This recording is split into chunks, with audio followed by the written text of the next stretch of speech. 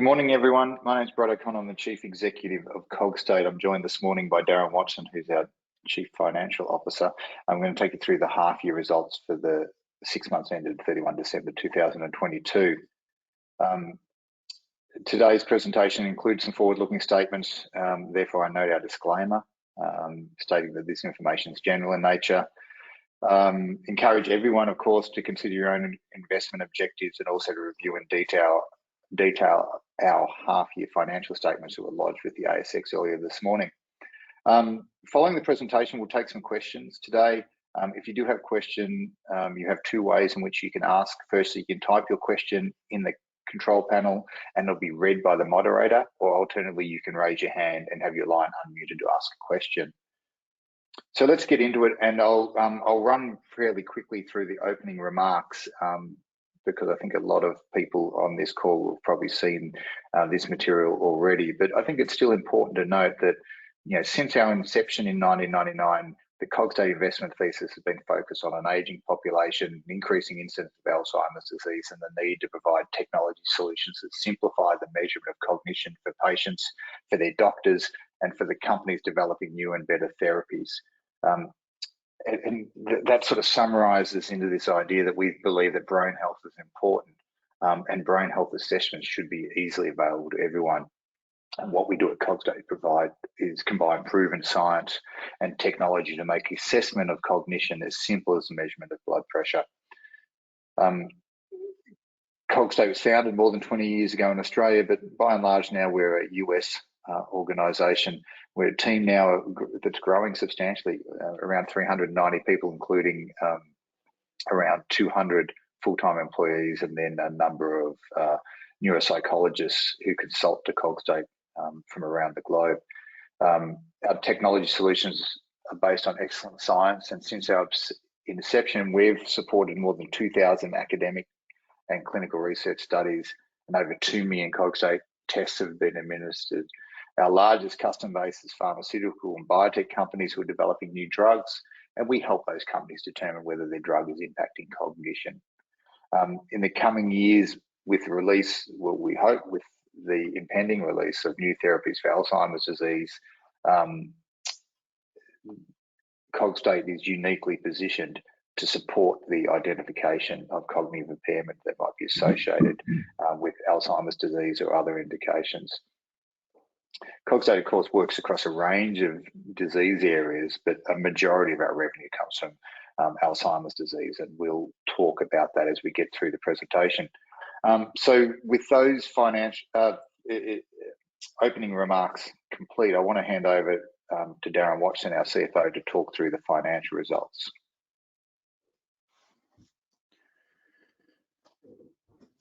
Thanks, Brett. So the next chart here outlines our financial results for the first half of 2023. Starting with new clinical trial sales, we executed 27.3 million for the half, which you can see is down 50% on a year ago. A year ago included the single largest contract we've ever executed, which was more than $30 million. However, the result is consistent with the second half of financial year 2022. We're down 2% from that result, but it's better than both the first half and second half of 2021, up 10% and 21% respectively on those periods. So a positive performance in light of that. Alzheimer's continues to dominate the sales performance, representing 82% of that first half sales number. On contracted future revenue has continued to grow. It's up 10% from a year ago to 140.7 million, continuing to set the business up for future growth. Of the total contracted future revenue, 110 million is in clinical trials, which is up 20% on a year ago, while the remaining 36.7 million is healthcare backlog, which reflects the ongoing recognition of the ASI global deal. Our group revenue was 19.5 million for the half year, down 15% from a year ago. That's largely a result of slower than expected recruitment of patients in a small number of our larger clinical trials. Approximately 3.3 million of revenue that was under contract at 1 July, which was expected to be recognised in this half, has been deferred to subsequent periods. It's important to note that that revenue has not been lost. It is merely being deferred into future periods, which I'll cover a little bit more in a little bit more detail in a moment. This revenue decline has clearly impacted our clinical trials margin, which you can see for the first half was 46%, down 11 points from a year ago. The clinical trials is largely a labour-based business and therefore of a fixed nature, meaning that the decline in revenue has directly impacted on our margins. The staffing levels have been maintained in order to deliver on large trials that we are seeking to win in future periods and ensure that we can deliver to those contractual requirements. The margin was also impacted by a slower software license mix, which at 13% for the half is lower than our historical range, which has been around the 17 to 19% level. The revenue and margin declines had a corresponding impact on EBIT, which you can see for the first half is a small loss of 200K, though down considerably from where we were a year ago, as I mentioned, largely driven by the revenue decline.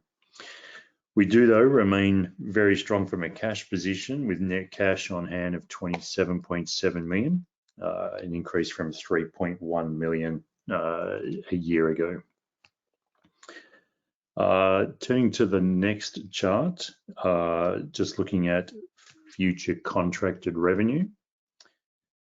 Chart just illustrates here the growth in our contracted future revenue over the last several halves. As I mentioned before, we're now almost at 147 million of revenue under contract, 110 million of that being clinical trials, which has grown from 20% a year ago, and the balance being the ASI, which is the amortization of that revenue over the period of the ASI contract. Turning to the next chart, we'll just detail out the runoff of the future contracted revenue. As you can see, for FY23, we now have 39.4 million of revenue under contract. But importantly, for FY24, the revenue under contract stands at 36.8, being 32.6 million in clinical trials and 4.2 million in healthcare. This compares to 30.7 million a year ago and represents 20% growth year on year. So it positions us well as we head into financial year 24.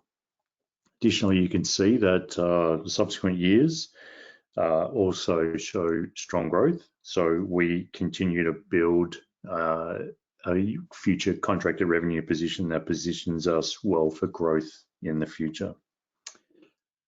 If I turn to the next chart, just to provide a little additional detail around our financial year 24 backlog position.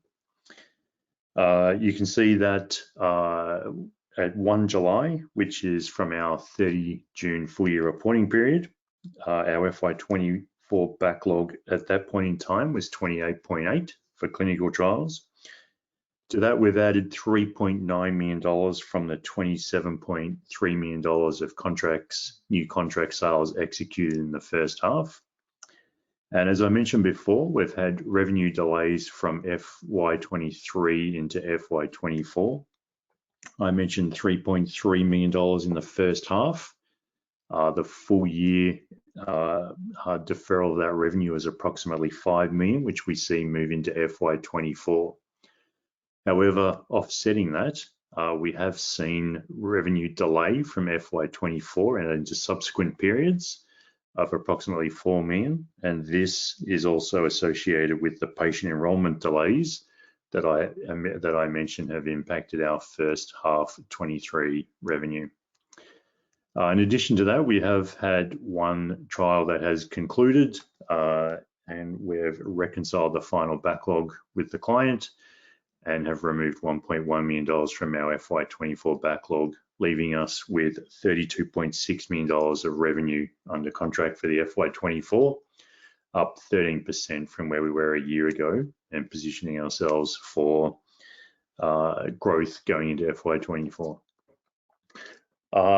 Just to provide some context here around how the backlog has moved. As you can see, at 30 June, we reported $139 million of backlog.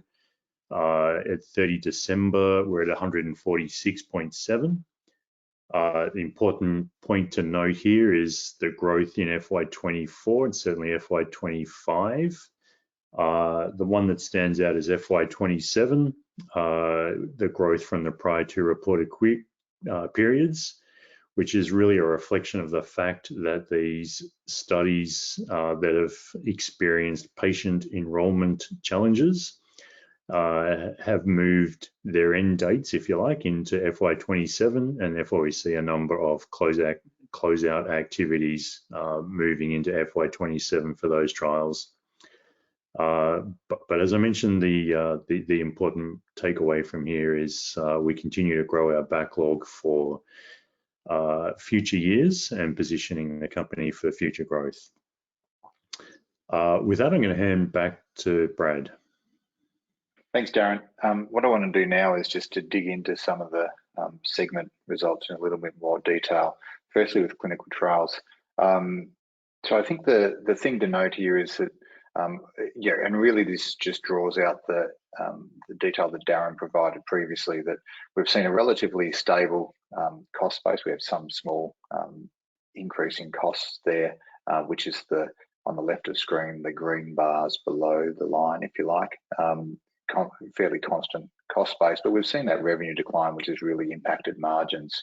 And then as Darren called out, the software license mix substantially lower in that half. We don't see any we don't see a recurring nature to that. That was more just reflective of the contracts we entered into during that half-year period. If we drill into that in a little bit more detail, Darren took you through the detail of the total quantum of sales contracts executed during the half year. Probably pretty important to note the degree of phase 3 studies that we're now winning work for and that are contributing to sales contracts. And that's really reflecting the fact that more and more Alzheimer's disease treatments are pushing into that phase 3 territory.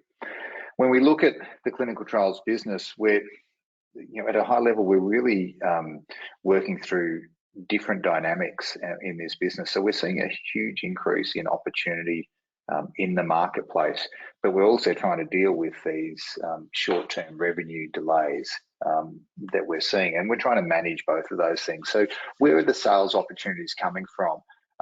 Certainly we're seeing an increase in Alzheimer's disease R&D across the whole industry. We're seeing a move to more decentralized clinical trials.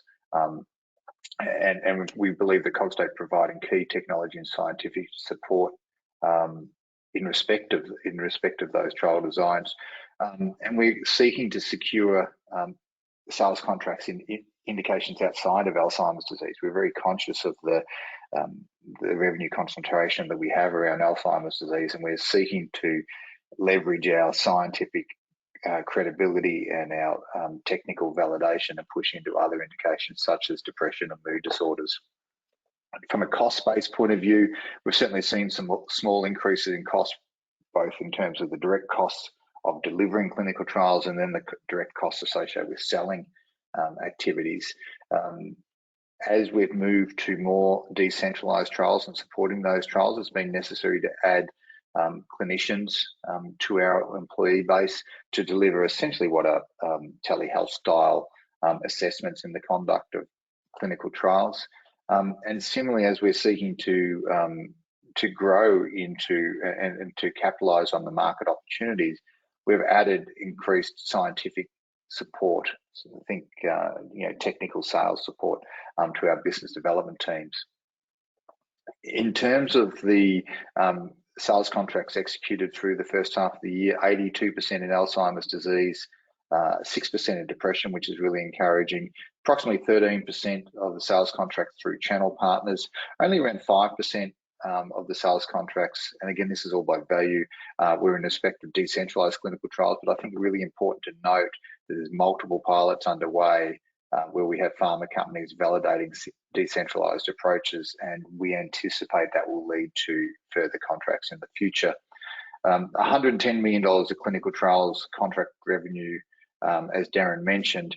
Important to note, 87% of that relates to Alzheimer's disease. Turning our attention to the healthcare business, just as a refresher, our reported numbers in healthcare, really the amortization of the ASI agreement. We've entered into a global license agreement with ASI to take our technology to market in what we call the healthcare segment, which is physicians as well as direct to consumer. Under those agreements, so the two agreements, one for Japan and one for the rest of the world, we've received already total upfront payments of $16 million US. We will receive royalty payments from the use of our technology over the course of 10 years. Those royalty payments cannot be less than $30 million across that 10-year period. ASI are funding all development activities, all regulatory and all commercial activities, and all data is jointly owned by Cogstate. When we look at the financial performance of the healthcare sector, we see that that's very consistent with the prior periods, as we'd expect, because that's, as I said, just really the amortization of that contracted revenue. Looking at what's happening in the business, we're seeing ASI continuing their rollout, particularly through the Asian region. We've launched direct-to-consumer product in both Thailand and Korea inside the last 6 months. In terms of the US activities and preparation for the potential impending launch of ASI's Alzheimer's therapeutic, we're working on a memory-specific instance of Cognigram. We think that that's really important to provide a very usable tool, and the simplicity of that tool and the ease of use will be important factors in terms of adoption of the technology. The existing Cognigram product was established as a general cognitive screener. What we're seeking to do now is develop a shorter version of that focuses only on the memory impairment and the memory assessments, which are obviously critical in the assessment of Alzheimer's disease. It's important to note that ASI are funding that development work, and we expect to have that work complete this calendar year, and certainly ahead of the potential launch of their therapeutic. So let's turn our attention to the Alzheimer's disease market and what's happening there. What I wanted to do to start with is to spend some time talking about the drivers of growth in Alzheimer's R&D spend that we're seeing now, and which, to be honest, we've seen over the last few years. Obviously, there's a huge unmet need for new treatments for Alzheimer's disease, the slow progression of that terrible disease, rather than just treating the symptoms. Over the last 10 years, the development of biomarkers, such as PET imaging, that's enabled us to measure accurately the buildup of amyloid plaques in the brains of people with Alzheimer's disease, has enabled us to measure how advanced the disease is and whether treatments are reducing those plaques, which is similar in concept to how we measure tumor size in oncology. The pharma companies have identified that the addressable market is really large, and especially when we consider the earlier stage of the disease. And as the successful conduct of trials in really early stage disease, such as the NIH-funded A4 trial, as those have been completed, they've provided confidence to the pharma companies that such trials can be run commercially. Whilst the accelerated approval of Biogen's aducanumab was not a commercial success, it did demonstrate for pharma companies that the regulator was willing to work with the pharma companies to find an avenue for their drugs to market, and that was really important in providing confidence to the pharma companies. As we look forward, should ASI's drug lecanemab receive approval, then that will confirm that regulatory pathway exists. And further, if ASI can secure Medicare reimbursement of their drug, that will provide additional confidence in relation to the commercial opportunity. Thereafter, the goal will be to provide improved options for treatment for patients, such as oral treatment or subcutaneous injection, as an improvement to an infusion and attending an infusion centre. And finally, we think that there will be an expectation that combination therapies will provide further improved health outcomes in the future. When we look at what's happening at the moment in terms of potential drugs coming to market, really focusing around the development of two companies, Eisai and Eli Lilly.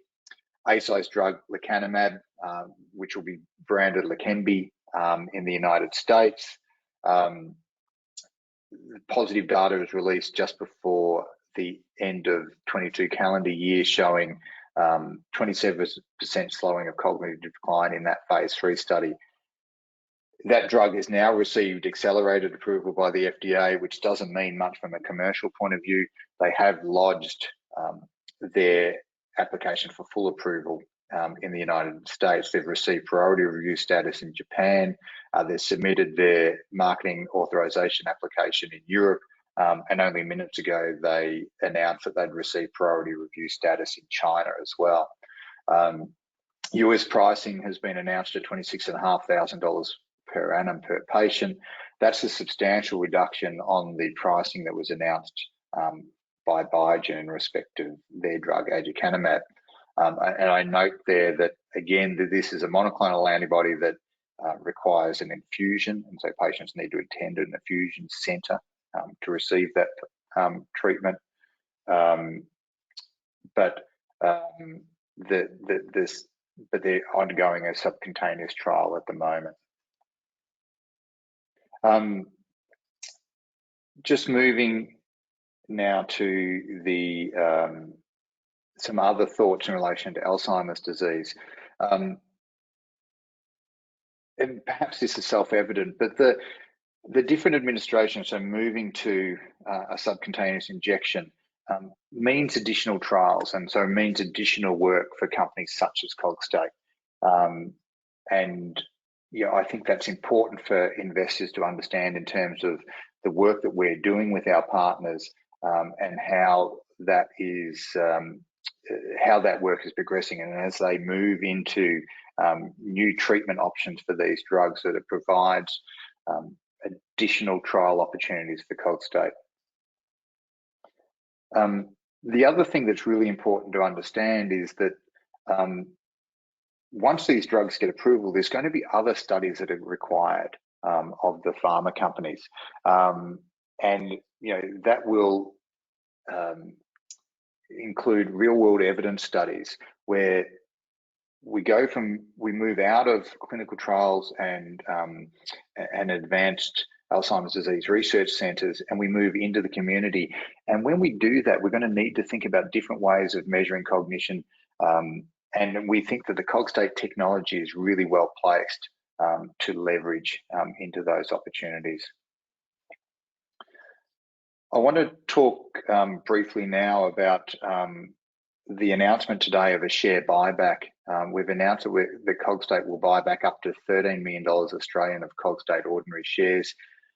This really reflects the board position that the future commercial prospects that we see in the business aren't really reflected in our share price as it sits today. It obviously also reflects our strong capital position, and supports the board's ambition to improve returns for shareholders. We'll initiate that buyback over the coming weeks. There's some forms and some regulatory waiting periods that we need to go through before we launch that program, but that will kick off from the 20th of March, and we hope that helps improve returns for shareholders. Finally, I want to talk to the financial guidance that we've provided to the market. This was provided on Friday of last week. We note that the second half revenue is expected to increase over that was recorded for the first half of 23, but noting that the full year revenue to June 2023 is expected to be approximately 6 to 9% below those FY22 levels. Contribution margin for the business for clinical trials, I should say, in the second half of 23 expected to be in the range of 52 to 55%, and for the full year in the range of 48 to 52%. Our healthcare business is expected to be consistent with the first half of 22. From an earnings perspective for the full year, we expect EBITDA to be in the range of 12 to 15% of revenue. We expect EBIT will be in the range of 6 to 8% of revenue. We expect to be cash flow positive from an operating perspective for the second half of 23. With that, I want to open up to questions. I will remind everybody again that there's two ways you can ask a question. You can type it into the section there, or you can raise your hand and your line will become unmuted.